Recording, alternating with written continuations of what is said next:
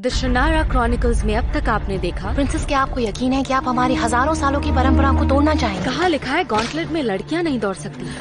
अगर कल तुम्हारे कदम भटके तो वो तुम्हारी जिंदगी की आखिरी भूल होगी। खोलो इसे, ये तुम्हारे पिता के एल्फ स्टोन्स हैं। नहीं माँ, मुझे छोड़कर मत जाओ।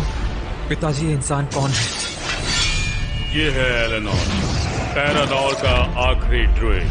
ऑर्डर ऑफ द चोजन में मैं आपका स्वागत करता हूँ। ग्रैंडपा ने अब तक मुझसे बात नहीं की है। बाहर की दुनिया बहुत खतरनाक है। तुम्हें घोंस, ट्रोल्स, रॉबर्स सब मिलेंगे।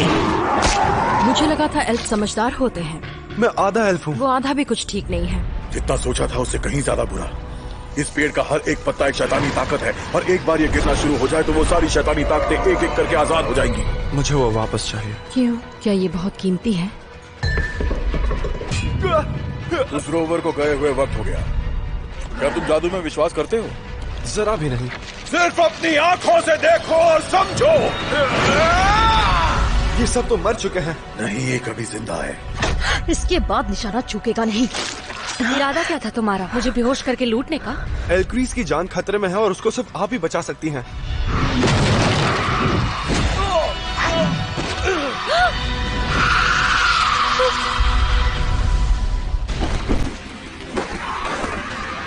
पीछे हट जाओ! भागो एमिली! भागो!